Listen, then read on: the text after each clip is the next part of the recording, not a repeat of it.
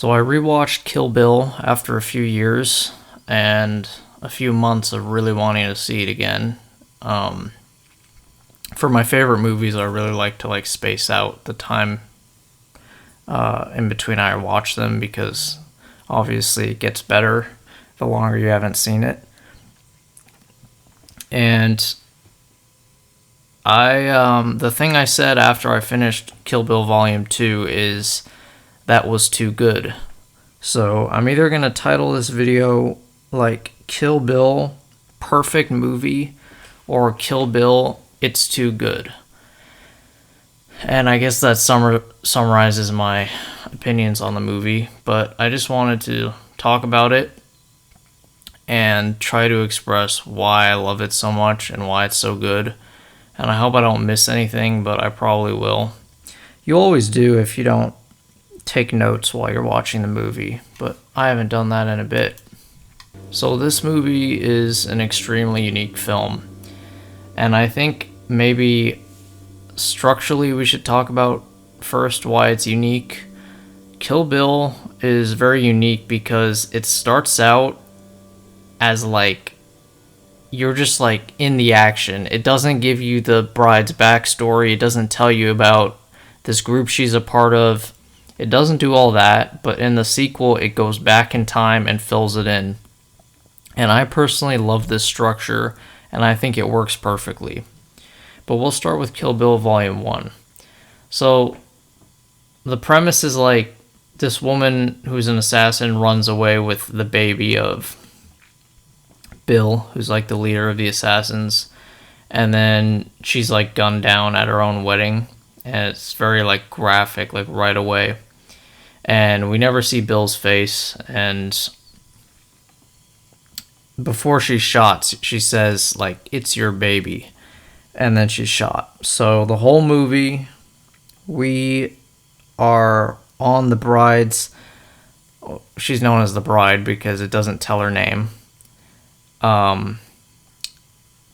And one thing you need to understand about this movie with the fact that it doesn't tell her name, it's basically almost like a comic book / superhero movie. It's so over the top and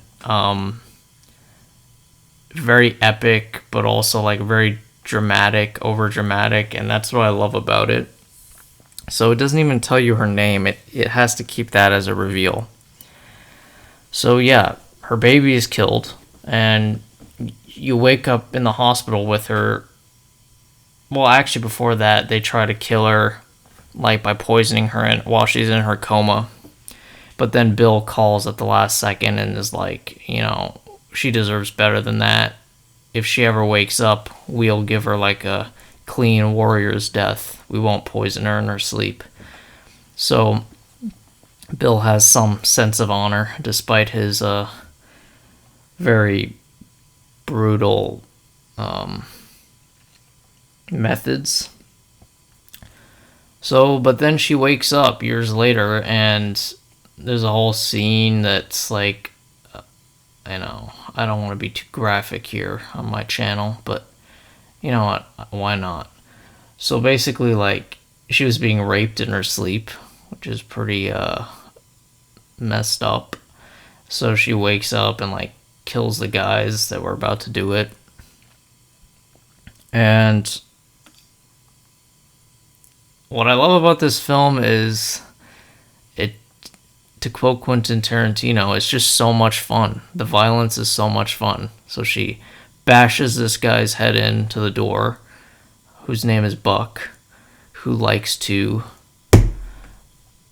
fuck.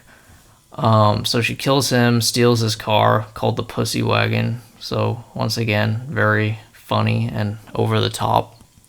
And then it's all out of order, so she goes to kill, oh no, this one,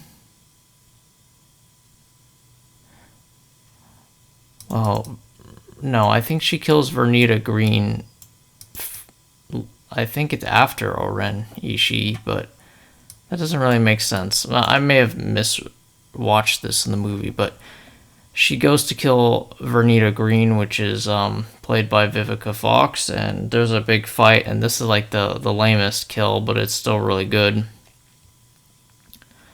And she kills her, and yeah, then the movie sort of like starts properly. Then the movie goes into this other stage where it goes into an anime flashback where we learn about O-Ren Ishii. And I really actually like this part of the movie, surprisingly. You don't think that it would like work having like an animated little flashback, but it actually is really cool. And then she goes to go get her Hattori Hanzo sword, which another like comic booky slash like superhero slash like fantasy element is like the mythology of certain things, like the Hattori Hanzo sword, which is almost like a lightsaber. Really, it like has like mythic qualities. So she goes, gets her sword. I really like that scene. And then the part of this movie I really want to focus on is the showdown at the House of Blue Leaves, which when I was watching this, that whole chapter, I came to the conclusion that like it's the finest, in my opinion, action sequence ever made, in my opinion. And I don't even just mean action as in just the sword fighting. I mean everything, from the music to the tension to the build-up, obviously the action itself, and then like the variety and the contrast of the action, where you have like the sword fighting, you have the kung fu style action, you have the over-the-top blood, but then you also have that last fight between O-Ren and the bride that's sort of more personal in that snowy courtyard, where they're like basically kind of like two warriors that give each other the respect they deserve. And O-Ren's last words are like, I guess that really was a Hattori Hanzo sword. That was her last words, because she had doubted that it was, and it's all very perfectly done. And then we have to talk about the call out of that scene where the bride screams, "O-Ren Ishii," and then cuts off Sophie Feitel's arm, and it's just like the perfect setup for, in my opinion, the greatest action sequence of all time.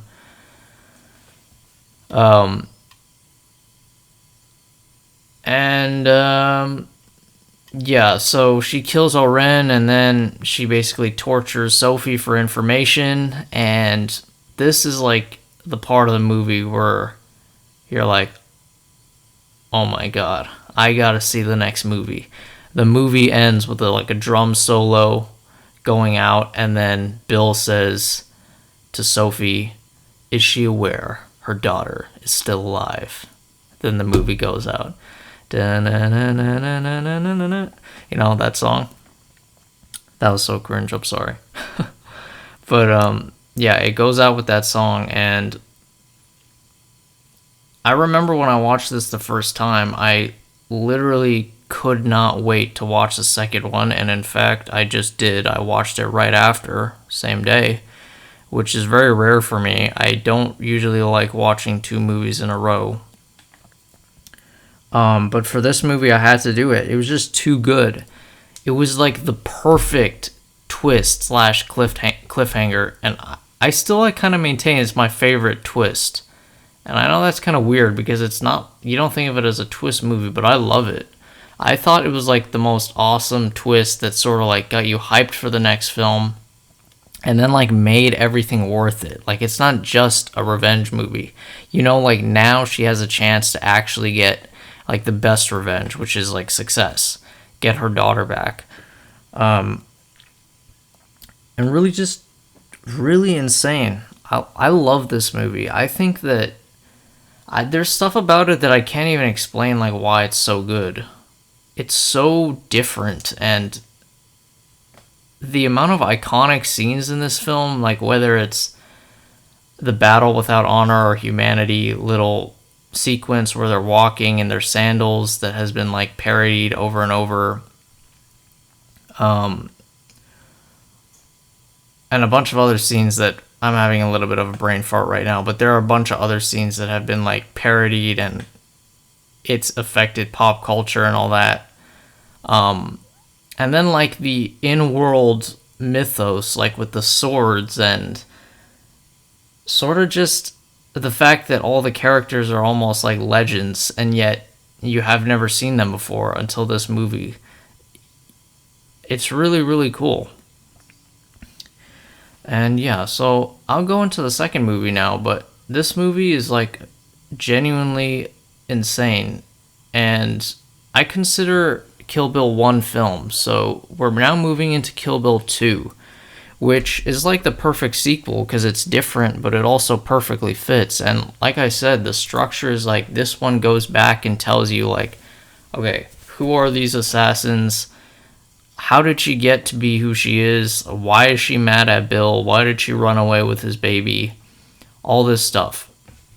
So the film basically opens up with the massacre at the wedding, and it's quite disturbing, honestly. And then, hold on. I want to also talk about a few quotes I really like. I really enjoy quotes from the second movie, especially. But we'll get to that a bit later. The first movie has quotes like "Revenge is never a straight line; it's a forest." Oh yeah, I really love that. Really was a Hattori Hanzo sword, which was Oren's last words because she was scalped by the sword that was so sharp. And then, Oren Ishii, you and I have unfinished business, which she screams. And then, of course, there's one more thing, Sophie. Is she aware her daughter is still alive? So those are my favorite from that film. But then we got number 2 here, and I have a lot of good stuff from that. But I'll get into the movie first. So yeah, we learn about the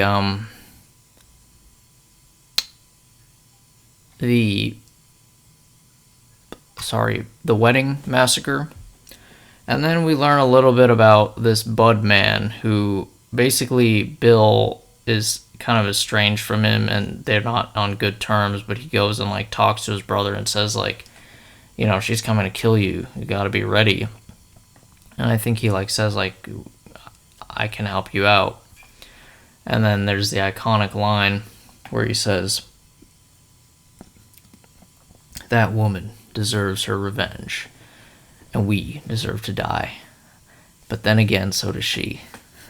So yes, and there's also a great line where Bill is like, have you kept up with your swordplay?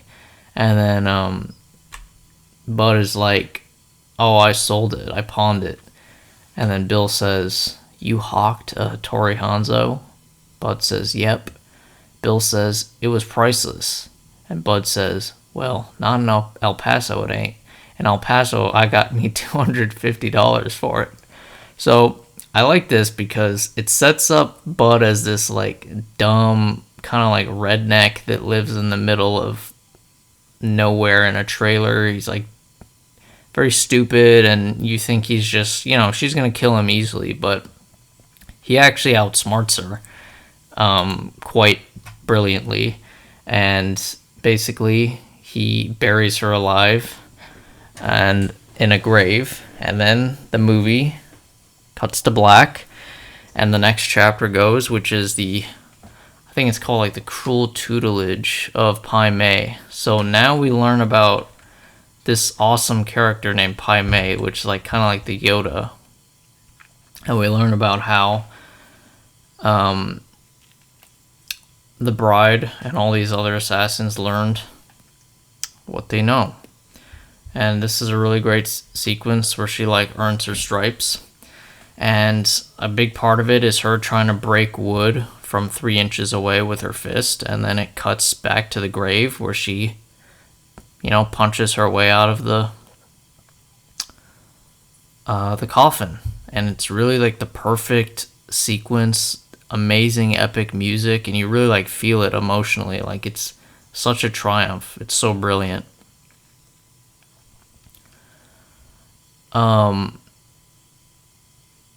And yeah, so she gets out. She goes to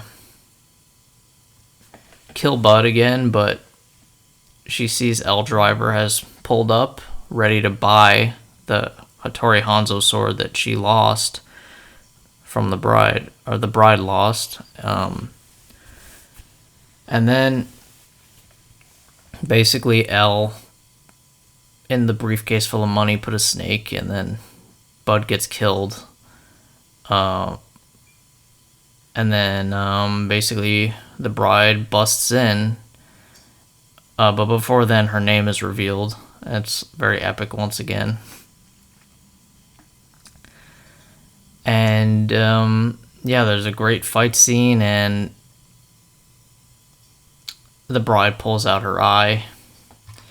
And before then, you see that Bud never sold his Hattori Hanzo sword. He's sort of playing a character as this like dumb hillbilly who would sell a priceless sword like that for $250, but he never did. So he's actually one of my favorite characters from the movie. And rest in peace, Michael Madsen. I was very saddened to hear about his death. He was always one of my favorite actors that I thought never got enough recognition. Okay, so then she goes and finds Bill, where she comes in contact with her daughter, and this is like the last part of the film, and I would describe this as a verbal battle where Bill is giving these amazing monologues about Superman and how when she ran away from him that she was like Superman dressing up as Clark Kent trying to blend in with the worker bees, and she'll never be a worker bee. She'll always be a killer, and she'll always be a superhero, basically. And that you kind of like, I love it because it humanizes Bill as a character. Like, he genuinely like loves and respects her, but he's a very brutal man that when you hurt him, or when you take something away from him, he takes everything away from you. You're right, he doesn't get even, he gets ahead. And I love those last scenes before he dies, where you get to see who he really is. And how cool he is. He's a really amazing villain, great actor, and everything. And they talk, they have this weird sword fight while they're sitting down at a table, and she does the 5-point palm exploding hand technique. And yeah, which basically was teased as a thing that Pai Mei never told anybody. But it's kind of hinted that Pai Mei loved her a lot because he taught her the eye pull-out thing. And she even did it in the first movie. So it's all kind of like built up subtly, which I like. And that's like the perfect ending for Bill. And you see at the end of the movie that she did still have feelings for him, but she had to like get even with him. And she gets her daughter back, and then it ends with the best ending credits of any film. You go through the entire film over this amazing Spanish song, Malagueña Salarosa, and yeah, you're really satisfied by this film. This film genuinely has a very special place in my heart. There's obviously the reasons that don't have to do with the film, who I saw it with, how I saw it, the fact that I knew that my friend Ethan would love it, and then he did, all that stuff. But then there's like the actual film where, like I said, I don't really think I can explain why it's so different and so powerful and so beautiful, but it just is. It's such a satisfying and fulfilling story on a character level, all the characters really.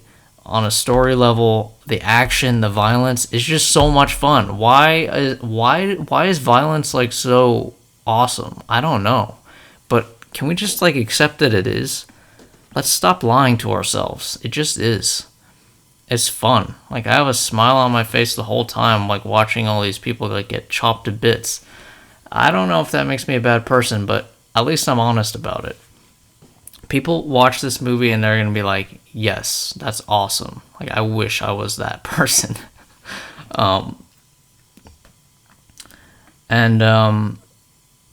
And like I said about the structure, I love that concept where the first movie is like more like a comic book superhero movie where she's like just a superhero and all the people around her are also like incredibly powerful, and it's just like a battle of incredible proportions. And then the second movie fills in the gaps, and it's so beautiful and satisfying. And like I said, like, best action showdown at the House of Blue Leaves. And then best plot twist where you learn her daughter's still alive. Great music, great direction. Second movie, great dialogue, great character building. Well, I don't even want to say great dialogue. Insane dialogue, like the Superman monologue, insane. And just like the perfect ending that really is like something that is just exactly how it should be. Perfect. And yeah, so I'm sure there's a lot more I could say about this movie that I should have written down, but to say it shortly, Kill Bill is a perfect movie and I really, really love it. And like I said, after I finished the movie like 2 days ago, it's just too good. It's hard to make a movie or anything like this satisfying and this beautiful. But Quentin Tarantino did it, and he deserves full credit. It is genuinely like I think it's like my third favorite movie. It's really, really beautiful. I give it like a 9.9 out of 10. Alright, now let's go over a few of the quotes that I want to talk about. Oh yeah, I like this one where the bride says, "How'd you find me?" Bill says, "I'm the man." I like that one. By the way, I'm on my Twitter. I posted, if you go on my Twitter, Nima Ninja, Saucy Boy, and go on my alt account, which is in my bio, I like retweet and post like some more personal stuff, less political stuff, and I reposted all these movie quotes that I like from Kill Bill. So another one I like is from Bud. He says, "You gotta hand it to the old girl. I never saw nobody buffalo Bill the way she buffaloed Bill. Bill thought she was so damn smart. I tried to tell him. She was just smart for a blonde." I like this one from Pai Mei. "It's the wood that should fear your hand, not the other way around. No wonder you can't do it. You acquiesce to defeat before you even begin." Then I posted the whole Superman monologue. I also like this one a lot. Bill says, "Pai Mei taught you the 5-point palm exploding hand technique." Of course he did. Why didn't you tell me? I don't know, because I'm a bad person. No, you're not a bad person. You're a terrific person. You're my favorite person. But once in a while, you can be a real cunt. I thought that summarizes the movie well. I also like this one from Volume 1 that I forgot to say. It's from Vernita Green, who says, "Black Mamba, I should have been motherfucking Black Mamba." Because she's black. I thought that was funny.